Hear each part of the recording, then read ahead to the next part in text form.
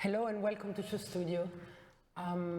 This is the last panel of the season, and I'm so happy to finally get to chair the student panel. So I have a set of 4 young, bright things with me, and I would like them to introduce themselves, starting from you, Finn. Hi, I'm Finn Delaney, and I study International Business Management at Manchester Metropolitan University. Hi, I'm Sargis. I study Business Management at Cass Business School. Hi, I'm Jessica Canje. I study journalism at Ryerson University in Toronto. And I am Arianna, and I study fashion communication at Polimoda Fashion Institute in Florence. So as you can see, we have not only a bright cast of people, but also very international, which is very interesting. So we're going to talk about Balenciaga, and I would like, before going into the show that happened a few hours ago in Paris, I would like to talk about Balenciaga and Demna at Balenciaga with my panel. When Demna was given the job, there was a lot of talking about that. You know, it was a surprise, was it right? Giving to the Vetman guy, probably one of the biggest names in Parisian traditional couture. And everybody was a little bit aghast, and then he became immediately a sensation and a success. So my first topic of discussion or question to you is that, what did you think at the time, and what do you think now? Whoever wants to start. I was really excited when Demna was announced as creative director of Balenciaga because I didn't like Alexander Wang. I thought he was not right for the brand, and after Nicholas left, like, Balenciaga became kind of like, oh, like, I wasn't looking forward to it at all. And then when Demna came, I was so excited because he kind of represents this, like, rebellion, and just, like, he takes risks and he doesn't care. And, like, I thought that's what he was going to bring to Balenciaga, and he didn't really disappoint. Very well said. Yeah. I think Balenciaga needed like a turn twist because he was like really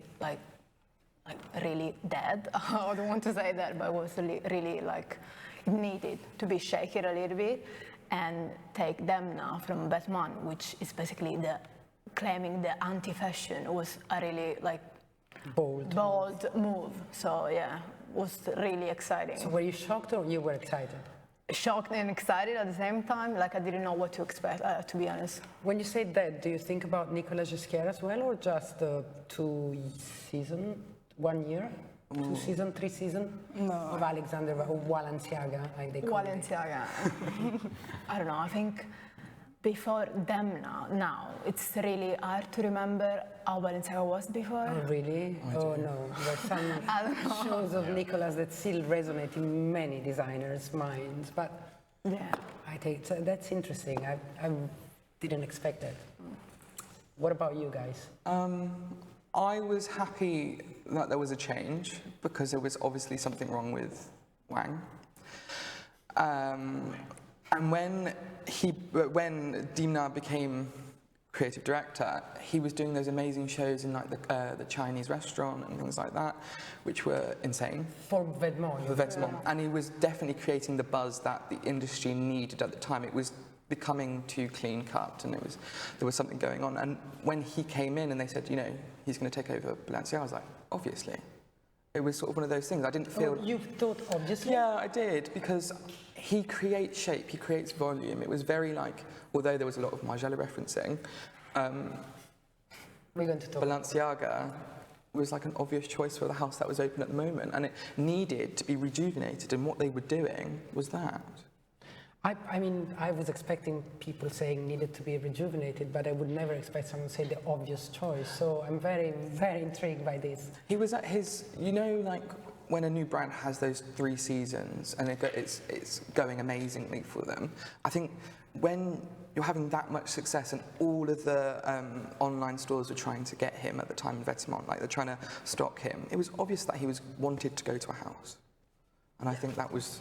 Oh yeah. Yeah, and I think that was the thing. But it was knowing the people at Kering, I was surprised that it wasn't Delphine Arnault at LVMH picking him before he got stolen, because sorry, I'm going to give you the floor immediately, but when I remember exactly where I was and what I was doing when I had the twinkling, the breaking news, Nicola just scared to leave Balenciaga, I was like, oh. It was even more of a shock than Celine leaving, Phoebe leaving Celine. And so I thought, how can they possibly lose Nicola?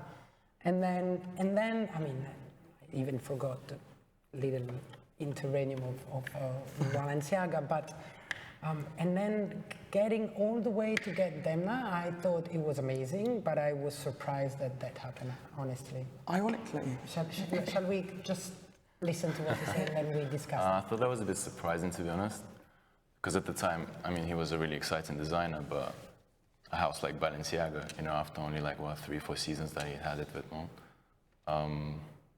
it seemed very surprising, but now, if you look back at it, I think, that was the obvious choice. Yeah. Obvious. But it's interesting what you say about looking back at it and thinking it's the obvious choice, but it needs guts to more than someone who is so controversial and so against fashion, as you said, someone so young in the industry. I mean, not that young. He's not that young age-wise. I mean, he's young, but not that young. But so young in the industry, and Balenciaga, though, it's not that big. It's not like giving someone Louis Vuitton or Gucci, or Burberry, or it's not a 2, 3, 4, 5 billion brand. But he's it's not against fashion. prestigious. He's not against fashion, though, and I think that's the pretense that he creates around him or his brand. Like, it was so obvious when he did his first presentation that it was for commercial success. That was it. And the story evolved after. I'm against fashion. I really like anti-fashion because I went, and obviously he worked at Margiela. And Margiela was anti-fashion. But he's not anti-fashion. To be part of Balenciaga, it's fashion. Yeah. What do we think here? I can feel the energy of, I want to say something. I think now Balenciaga is all about merchandising, it's all about mixing up things, it's all about the product, which is really commercial, like commercial fashion, which is really far away from the couturier and Cristobal. But the style code is still there, is selling fast, and like it or not, what Demna did at Balenciaga is impressive. Even if I'm not a big fan, but it's really impressive. I know you're not. I agree. I think that he looks at Balenciaga through his own lens. He remembers still who Cristobal was, and he makes it his own in a way. I think Cristobal took risks, and so does Demna. He believes in that. So it's interesting what he does to the brand while he's taking risks. It's always something you don't expect in a way. Yeah, so you mean that actually Cristobal Balenciaga was a little bit what he is now. I mean, at the time it was what he is now. Even looking back, it was models that you wouldn't expect for the time that it was, and Demna kind of does that now. With the casting, it's really they're just raw models, and they look kind of the females look a bit masculine, and it's just not conventional, I'd say. And I think Cristobal didn't do that either. He wanted his women to look a certain way, and Demna, he wants to dress his woman a certain way. Yeah, he has a particular kind of woman in his... Yeah, in his mind, yeah. I just want to have a little bit of a talk with you guys about the role that Demna has in these changes that are happening in the industry, which is not only, about genderless or ageless or whatever, but it's also, and I have two brilliant students in business here, but it's also about the business models. I mean, it's obvious, and everybody has now understood that you have to be creative in business as well, and the models of selling or of producing collection or of seasons are changing. So do you think, or I'm wondering, I don't know, is this happening thanks to the grassroots and what people want, or it's because of people, or thanks to people like Demna or Alessandro, or these designers that are really changing the narrative? Was it a bit too long, or does it make sense for that? Could you maybe rephrase Well, it. I mean, the business models are changing, Yeah. and the most successful brands are the ones that are evolving and, you know, adapting to a new way of consuming or a new way of presenting, a new way of selling. And it's from digital to no season to men and women together. So there will be many more changes. Do you think that comes from the way these designers that are pushing the narrative forward I think are changing it, or they are good to adapt to the business, or it's the other way around? I think Gucci and Balenciaga are currently the hottest brand because like brand because they're wearable, they're accessible, and everybody can have Gucci and Balenciaga look. Yeah, I mean, Does that make it more accessible than other. Accessible, it's a big word. I know, but I see what you mean. yeah. They have more layers of layers, prices. exactly. They give like a complete look, and that's why I think. I think that talking about men and women together, I think that was a move on their part. I don't think the consumer cares whether it's men and women together. They just don't. You know, and if you look at the collection, half of the collection is very gendered, and half it isn't. You know, half of it are big coats that you or I could wear, we all could wear. But actually, when you look at it, you know, there's still dresses that men couldn't wear because they're too skinny, or like the jackets are specifically made for a body type. They are specifically gendered, it's just been worn by a man or something like that. So I think from that respect, he's not pushing it on for like culture's sake. Do you know what I mean? No, I know, but I was more talking about business models and wondering if it's thanks to the designer that the model is changing, or it's the designers successful because they adapt to the model. Adapt to the model. Yeah, I think actually Demna was the first kind of rebel who sensed that the industry kind of needed a shake-up. So what they did with it more, you know, was like a trial, and then it worked. And he's obviously an educated guy. He has an economics very degree. smart, His yeah. brother as well. Like, they know what they're doing. And I think when they came to Balenciaga, with the resources that Balenciaga has, he just went all in. And Well, he came. His brother is not a Balenciaga. Yeah. There is a CEO, but I see what you mean. Yeah, and Demna also said it. He said, you know, and all the designers that have come from their own little brands going to a big brand say, whoa, the biggest thing is the resources I have and the possibilities I have. I think what he has done very cleverly, and I think this is his like best asset, is he's very good at realizing that people our age can't necessarily buy the £3,000 jacket, you know, so he'll create a hoodie, you know, A trainer. or a trainer, right? And I think it was on a SHOWstudio live stream that Lotta spoke about how the brand needed an espadrille. And so they created a platform espadrille. And it was like trying to be within the brand. And if you remember the first season, they had those really clunky platforms with square toes. Balenciaga. Balenciaga, yeah. Seen it up. Their boots. Sorry. And I think by doing that, it's sort of speaking to a newer generation and moving it forward because it's got those accessible areas. Yeah. And like if you go into the store, you can buy a hair clip for £100 with a Balenciaga logo on it, you know. And I think that's what's modern. It's being that every tier, being the luxury, being the sort of what I call the acne prices. And, you know, it's introducing a new audience to something they could eventually maybe buy One the jacket. day, yeah. Yeah, I think what he did with the logos was really smart. He made the Balenciaga or the Vetements logo like a thing. You could recognize it so easily, and he made it really popular. So I feel like stuff started selling really easily because people love logos, like especially like the youth. They recently changed the logo, I think, like really recently. Yeah, not very much, but it's true that I noticed, I didn't read about that, but I noticed in this show that, yeah, I can see it. The logo I don't know is if we're showing this. No, the sweaters that I just saw before. This is a new font, I guess, right? This is a new logo. But so what does excite you? Is the fact that belonging to a tribe, like the Demna tribe, no matter what brands they design for, or the fact that someone is going against the principle, are you guys excited by that? Are you more attracted to a brand because of that? Or it's still the product? What is it?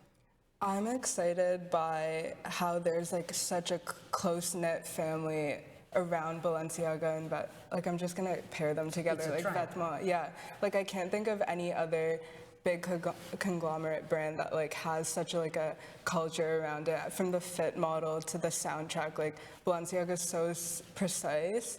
So I think that's what I love. Like it's like, oh, like it's really cool. Like it's just like, And yeah, can we it's reveal that exciting. you have walked in a Vetements show? So Yeah. you were there backstage. Can you tell us something that you noticed that is particular? Yeah, I noticed that some of the models, they have like a lot of muses that have walked the past shows that they always ask to come back. I'm not really sure if like other brands do that. Some designers have their models. Yeah, like, but a lot of them, like, Yeah, not they come really. back and they're not with the full-time models. They're just like people, like they're friends, which is cool. And his partner does the soundtrack. He's an artist called Boyfriend, and he's really, yeah, that's kind of funny now that I think about it. I don't think it's thought. Yeah, it's a do think duo though. Yeah, it's a duo, and just, yeah, so, So everything is inside the family. yeah, in a way. And is the atmosphere relaxed? Yeah, Is it's it- really relaxed. It's like lively in a sense. It's very Paris underground scene, I'd say. Good. What excites you? The tribe, the product, the people, I mean, does the product matter? Or when you love someone like Demna or the tribe around it, can they do whatever they want or not? That's what I wonder sometimes. I think when they invited somebody like Demna to Balenciaga, they knew what kind of clothes he was making, and they gave him the freedom, kind of. And I think it was probably his choice to reflect on it, and you know, the way he plays with the shapes is really like Cristobal and everything. But I would say it's a bit like Vetements and Cristobal mixed in a more commercial way. What excites you most, the product or Demna? Or doesn't excite you at all? Maybe you Both. do like both. But the fact that it's a tribe. I'd say more matters. Demna, to be honest. Yeah, that's what I wanted to hear. I'm sure about it. But less you, I guess. Right? No, I like Lotta's Instagram. I think it's really funny. It's very meme-like focused, and it's very speaking to a generation that grew up on the internet, and I like that. And from that respect, I like the people. But like, for instance, I'm not at all the Balenciaga Vetements tribe. Like, I'm just not. But I'm very much, I love Rick Owens, and they've got a tribe that's equivalent to this. And, you know, there's group chats where people talk about sort of everything to do with... Are you? Yeah. Oh, they're amazing. What do you guys talk about? Oh, it's the best thing ever. It's like... So with Rick Owens, the shoulders are really high. Okay. And if you're broad like me, you go, well, will it fit me?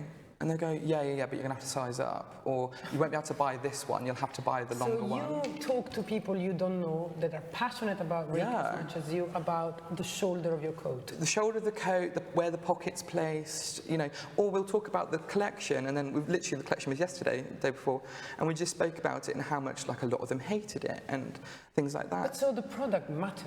It's not only the belonging to his tribe. But then I think the product matters to an extent, but feeling like you're part of it is more important in this generation. But you know, I'm obsessing over this question to you guys because I've been thinking about this, you know, and when you go through a whole season of fashion, you see different things, and I start thinking that what you just said about the tribe, the family, it's what makes people successful, you know, because I can subjectively love or not love something I see, but then these people are successful no matter what the critics say, no matter what the people that understand shoulders say, and it's because of who they are and what they created around them, and I think that is what is really changing the industry and the way of selling fashion. It's a sense of belonging, isn't it? It's that It's new a sense sense of of belonging. Yeah, and it's just like really authentic. It feels organic, everything. It doesn't feel forced or like, it doesn't feel so corporate. Definitely. That's a good point. Yeah. And actually, Balenciaga, Vetements, Rick Owens in the same sort of vein. They don't feel corporate as much. I mean, Balenciaga a bit more, but Vetements, no. Yeah. Rick Owens a little bit more. Well, yeah. Calvin Klein, huge. No, that's rap. Corporation. Oh, sorry, what did you say? Rick Owens. Oh, Rick Owens, sorry. Yeah. I was still in But rap. actually, Raf Sorry. is a good example because he's got his own brand has got a cult following of just lads, you know, on the street. That's less corporate. And they buy a T-shirt, and that's like another tribe.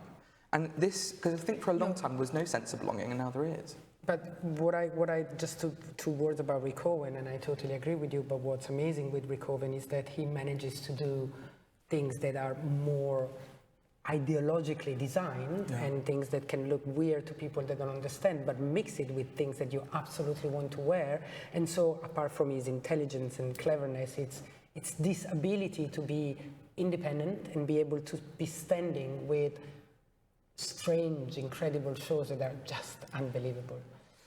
But I really would like to go into this particular show and talk about the collection and talk about the references and talk about the set, the music. I mean, I don't want to influence anybody, but this show really excited me. I really, really loved it, and I'm going to tell you why, but I know not everybody around this table think the same. So maybe we can have a look at it, and please talk me through it whilst you see it. Is the music not audible, right? The music was just amazing. Yeah, It was obsessive, and it was taking you in like in a horror movie. I have to be honest, when I first saw the set, I was like, oh my God, no more puffer jackets. And then when I saw the Alpha first looks, I was like really excited. I'm not like a really fan of Balenciaga right now, but this show for me was the best so far. And Alpha first looks were amazing for me, really, really nice. I thought the very first look was more Balmain than Balmain was. Really? No, what was the first one? Is this black little dress? No, with shoulder pads, and it felt very... The little black dress that followed reminded me of Nicolas. Probably the best time of Nicolas at Balenciaga, and I'm sure it's not by chance. There must be some referencing homage there. I love that you say that, because I'm like learning that as you say it, because when I first saw the looks, I was like, okay, I'm a little underwhelmed. When I saw the set, I was like, oh my God, yes, like it's gonna be crazy. And then you just, like, I saw the little back dress, and I was like, okay, that looks like it's from H&M. That's what is interesting. Yeah. Because when I saw the set, Demna being Demna and me being, I don't know him personally and he doesn't know me, but I'm a fan. And so I'm following him. I'm not belonging to chats, but I follow him. I thought this is going to be interesting because if Demna puts there in the middle a set of this kind, you know, with street graffiti and what is it? It's like a mountain of graffiti, I think. It looked like a skate park. It is, I think. It's meant to be. He cannot come up with anoraks and streetwear. I mean, I was expecting something like what we've seen. Sergei, is that the right pronunciation of your name? Sargis. Sargis. What do you think? I really like the set, and I really like the show, to be honest. And the jackets, especially the women's blazers, the shape of it, absolutely amazing. Yeah. You know, he did the jackets with hip probably 2 years ago. First season. Yeah, but now it's not too much oversized. It's like the right shape, and even in men's, it's really, really nice. Look at that. Yeah, and the coat. There is a little black coat like this, which is very interesting. I remember trying on one of those jackets when he did the first series of them. They were really wide and they were a little bit noticeable for my taste, so it was hard to buy, but now I think they're absolutely perfect. But these looks, I think in the show notes, or maybe on a magazine online, I read that they used 4D printing. Yeah, I can read it to you.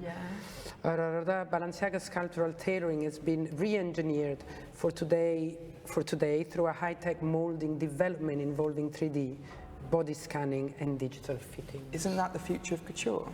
Because people don't want to come to fittings anymore. Yeah. So isn't that the way they're going to be doing fittings for couture? Why do you say people don't come to fittings anymore? It's just young people I don't think really relate to couture in the same way. Their mentality is too fast. You know, they don't want to be at fitting for 2 hours and then go for another one 2 months later, and another one and another one. And I think this 3D printing, or scanning rather, is incredible. Yeah, I think that 3D printing is the future and probably the present more than the future, and it will be useful for many things. But I also think that women, people that can afford couture, they like the going to the salon and being offered. Do you reckon we do that? Champagne and, I mean, you don't buy couture, do you? No, I mean like 20-year-olds. Yeah, but there's probably not that many. I don't think it's and that if I think if a 20-year-old can afford a 50-grand dress, maybe they don't skateboard, but they have a different kind of life. I don't know, maybe I'm wrong. They do. Anyway, there's just one of my favorite looks just passed by and I didn't acknowledge it. It's that acid, fluorescent green top with that, This collection felt very self-referential. Like the last couple of collections, is a lot of silhouettes that he's done previously, like those shoes with the tights. Does that disturb you? No, because it's creating codes, I guess, and commercial codes at best. But I do think that it hasn't really moved on from 3 seasons. Well, that's what he declared in this last collection, that he didn't want to move on every season. And that's exactly what Yves Saint Laurent is doing, and that's exactly what Gucci with Alessandro is doing. I think it's by chance that the 3 are belonging to the same group. But anyway, these 3 very successful brands and designers are teaching us that you don't need to change the narrative every season. And I personally think it's a right thing to do, and I think these people that I quoted are doing it amazingly well. Why, as you said, you're creating a signature, you're creating your legacy, you're creating your style. I think I'm not opposed to it. Tribe, yeah, exactly. I like the product that he comes out with. I do, but I find that I've seen it and it hasn't changed. Like those just don't need to be on the runway. They could be another shoe, and we know that's going to be in the shop. This number. As long as most people like it, I think it doesn't make much sense for them to move on. It's not. I don't think it's moving on. Like keeping it there. It's just like having another shoe that. But we haven't seen them like that. They're always a little bit. They're always a little bit re-engineered. They're always a little bit different, and there's always another moment, another color, another move. I don't know. I'm loving this collection. I really liked the muted colors with like really bright neon like colors. That was cool. But I thought like some of the tailoring on the men was kind of weird. I wanted to go through the men. What do you think about men? I thought like the stirrups and like how they kind of tucked into the shoes. I didn't really like how they like looked on the model, but I really like this hoodie. The fit of it, right? Yeah, it's so good. But the only thing that I didn't really like was the men's like pants. I think. You don't like the men? Yeah. No, nor do I. And like the men's show last season when they like rid up at the crutch, I just thought they looked awful. Yeah, it didn't I was like, good, yeah. And I know people that have bought them, and it just looks like they've got a wedgie. I don't think it looks nice. Yeah. I really like the accessories this season, like the keys, earrings, or like the wheels, skateboard wheel earrings. Yeah.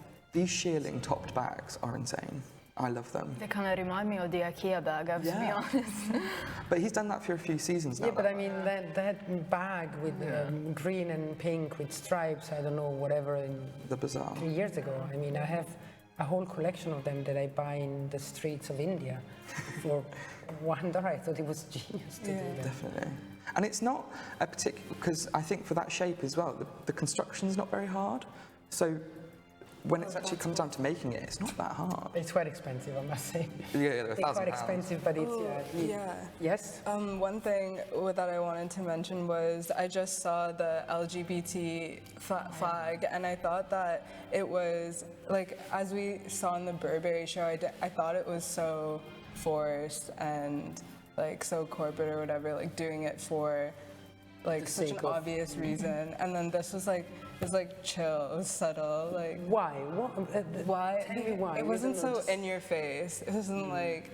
And, and I think just, like, seeing the models, like, who they are, like, I feel like a lot, it's just very... You feel it more sincere. Yeah, exactly. It's on the mountain as well. Yeah, it is. Yeah. I thought the number was cool. You could Also, the numbers, just found out you can actually call. It's a French number. Well, I was wondering that. I didn't have time Yeah. before the show, but I was wondering You can who are these actually people? call. It's a French number, and it's like Balenciaga. So you get on an them. answering machine? Yeah, they like asking you like 20 questions about yourself.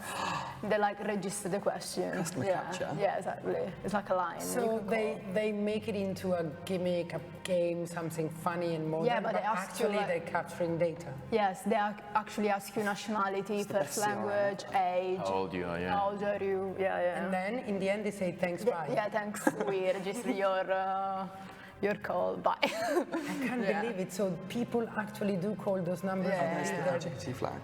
Yeah. That's pretty. I mean, Shout I'm a out little bit Maud. disappointed, but that's pretty fun. Sorry, She's the fit model. she's a fit model. Yeah. It's very rare that a Very fit model. yeah. And also this. So what do we think collaboration. about the World Food Program and the charity? You know that maybe we should tell for Yeah. people that don't know. The World Food Program, WFP, the largest humanitarian organization fighting hunger worldwide, is supported by Balenciaga through a range of items that will carry the WFP logo. So probably it means that the profits, Yeah, they're gonna- some of the revenues from 10%, this, yeah. 10% of the profits or the sales? You know? Or every piece, I think, of the collection. Okay, of the sales. So Oh, good. Is it just the hoodie or the whole collection? All collection. Anything that has whole collection that Oh, bears okay. the logo. Yeah, that not bears the the whole logo. I think they also, pay them $250,000. on top of it. Yeah, Nice. 250,000. donation, yeah. yeah. Do you find it cynical though? Because I think the reason why I don't like Balenciaga in comparison to maybe Gucci, to give you a different example, is that it's quite negative. I never feel joyous when I'm watching it, but when I watch it, Demna's Balenciaga. yeah, I never feel like I'm never enthralled with joy when I'm watching it. And I think when I saw, although it's a great cause and I'm all for them supporting because they have the money too, and I think they should. But I need to acknowledge this code. That really excites me. Anyway, Big bird. Orange on this one. I know, that's cool, isn't it? And I think that because of that aspect of it, I'm a bit cynical. Like, is there a thing behind it? well, but let's have a little bit of a discussion here because we've heard a lot recently, you know, like all these brands that are becoming political, they're doing charity, they're doing it for the PR.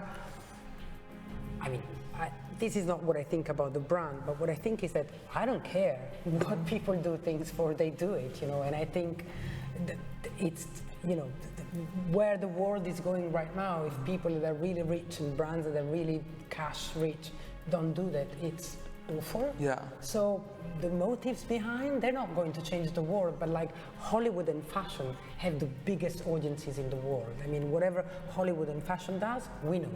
Do we know? And so just give your money. So why I'm all for it. are we cynical about that? I think, as I said, I'm all for them giving money, and people should. It's a great cause. However, I just feel like it's been done for a stunt, you know? And What if it's not? I don't think it is. Maybe not? it's the cause he loves the most, and so whatever he does, people will do. It's done for us. mean, I hope so. Maybe it is, but we don't know. I think there's PR in it, obviously, but I don't think that was the reason behind it, to be honest. okay. And I mean, why not? yeah, it's a good Like, cause. why not doing it? Yeah. With the power that the brand has and them now. Exactly. Yeah. With the, Why because also they say that the best charity is the one that is nameless, anonymous, whatever, which is true in a way. So there's no ego in it. But when you have the power, as you said, of a following, of a tribe, if you don't talk about that, then people are not thinking about starvation in the world. I mean, in 2018, there are people starving. And it's disgusting. That's unacceptable, you know? And so they also give visibility to the cause. Yeah, I'm all for it. Jessica, you're very quiet. What do you think about it? You're too taken by the collection. I wanted. Yeah, I liked how there's no finale. Also, like There's that was no, cool. they're not the only one who didn't do that. Who also season. didn't give? Oh, Gucci. Oh, Didn't do yeah. that. It just ended, didn't it? Yeah. yeah. It's a new trend probably. No Thank finale. God. Yeah. For the World Hunger cause, I thought it was really nice. I just think that for me, like when I first saw it, it didn't feel like so forced compared to the LGBT Burberry. That I agree with. Yeah. I agree with. But so it doesn't matter if I agree or not, I sort of agree, but Yeah. why? I mean, I think I know why that wasn't sincere and this sounds more sincere, but I want to know for you, why that sounded less sincere than this one? Well, I actually think that the reason why Demna's is more sincere is because his sort of persona is with the kids. Yeah. And let's specifically talk about the LGBT part. I feel like he's more in trend or in the times of the people that are talking about on social media, things like that. And he knows them, he speaks to them whilst Christopher's at Burberry. Felt a little bit like, it's my swan song, let's put some colour and let's say it's about LGBT. Yeah. Well, knowing a little bit of Christopher, and he's really a lovely person, I think that it came from a sincere place. I think the execution was wrong. Yeah.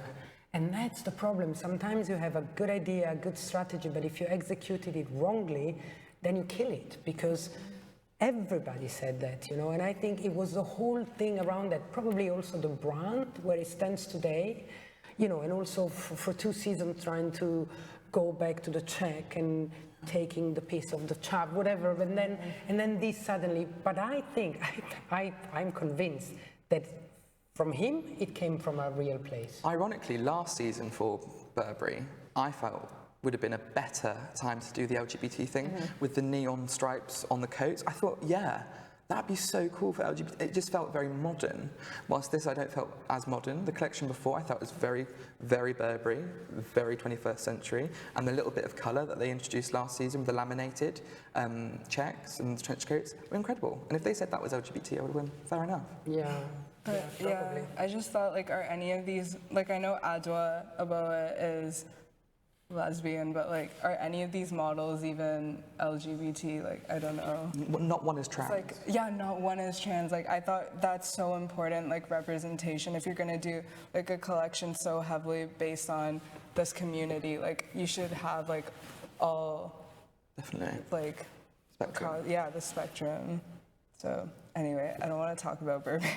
I don't like Because I would like to go back. I had so many things to ask you guys, but the time is flying and you're so beautifully talkative that I can't even go there. But I just wanted to talk about 2 things. One, you mentioned the word modern, and you know, we are towards the end of the collection, and I thought that one of the things that annoyed me the most from New York to yesterday in Paris, or today, this morning in Paris, is that I've seen a lot of revivals and looking back, and you know, a lot of 80s, not in a modern way. And one of the things that excited me when I looked at this collection, I'm going back to Balenciaga, is that it's modern. Like it or not, criticize it or not, it's, for me, it's so undeniably modern, and that's what I need, you know, that's what I need in fashion. Why bother? Then I can not like it aesthetically or not, but it needs to be modern.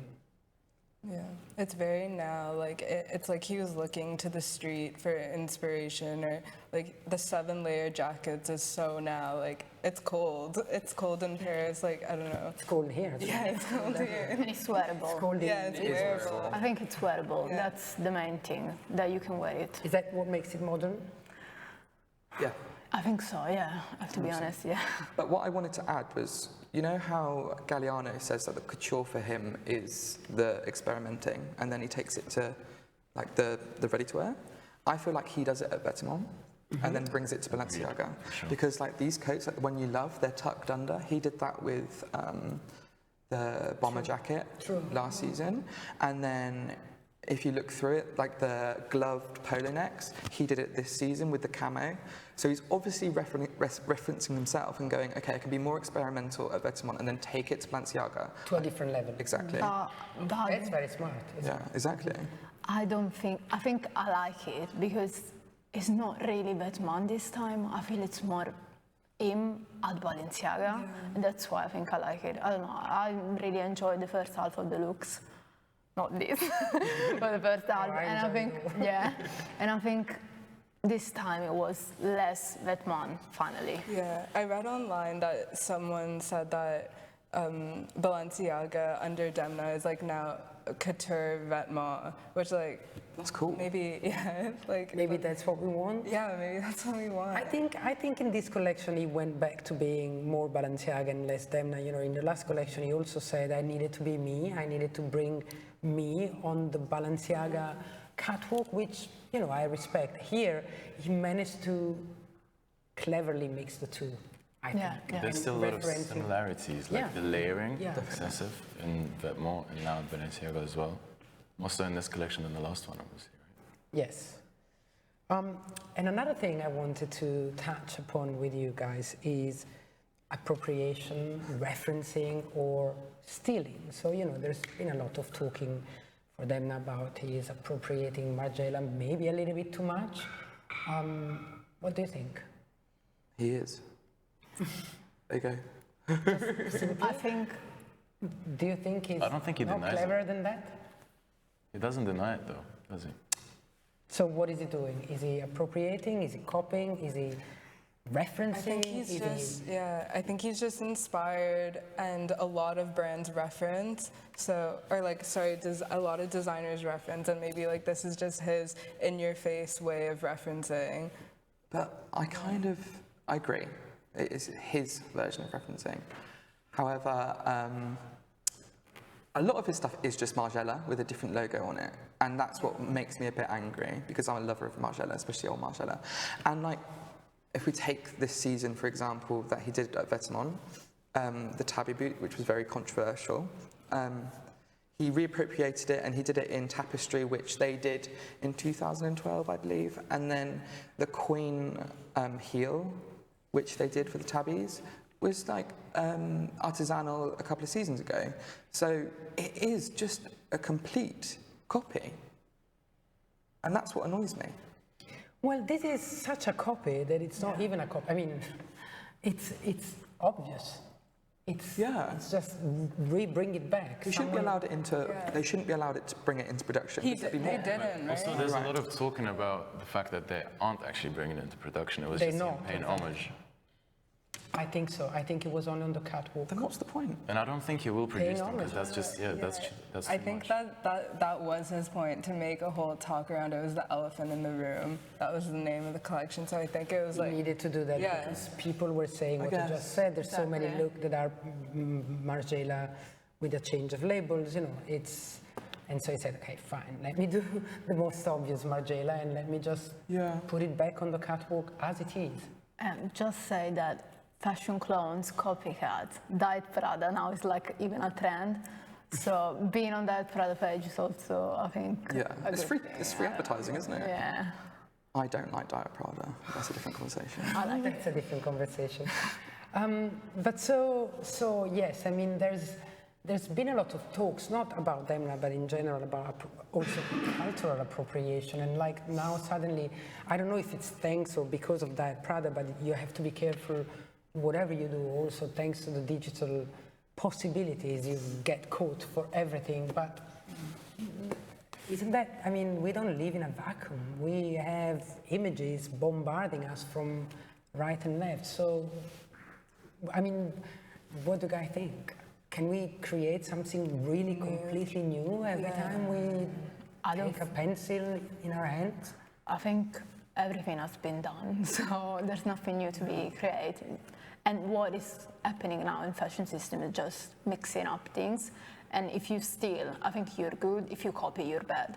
So just I think about the mixing, the remix, and I don't think you can create something new. And it's not only fashion; it's also music and art nowadays. So yeah. And like Margiela, Galliano's Margiela, a couple of seasons ago, he did a whole section of the show. It was like 3 shows in one, it felt like. And in the middle, there were sort of geisha-inspired looks, and they're beautiful. And it was when he introduced one of his bags, but that's irrelevant. And is that appropriation because they look like geishas? Is it? And they didn't get called out for it. Didn't they? Not really. When I looked at it, it didn't really. And then, you know, somebody like... Galliano did Japanese geishas before, maybe that's Exactly. why. And then Dries van Noten did a collection last one, his 100th men's collection. And because he had a sweater that was referencing somewhere, he got absolutely trashed for it.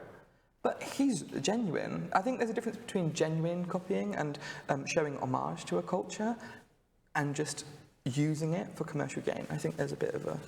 That's the actual difference, but I think it feels different when it's, you know, genuine and honest. But, you know, I also, there is another thing that makes me think, and when I look at the show, is that designers that are a little bit more mediocre, they think that it's enough to do quite cool styling and put the, you know, the models of the moment on the catwalk, and then that's a good show. And that really gets on my nerves, because I don't think it's enough to have the Hadid sisters and you know. You're talking about Off-White right now. Exactly. And I like the fact that Demna never goes down that road. Yeah. Yeah, I think it's really cool that, like, he created those sock boots that go up to your thighs. Like, that's something that he created. Am I right? Like, Yeah. I don't think there's anything like that before. He made leggings as well with the shoe in. Yeah, but other than that, Unwearable, but fantastic. No, I love to look them. at. Yeah. I love them. It's quite hard to find the woman who has that length of thighs and that size of feet and that.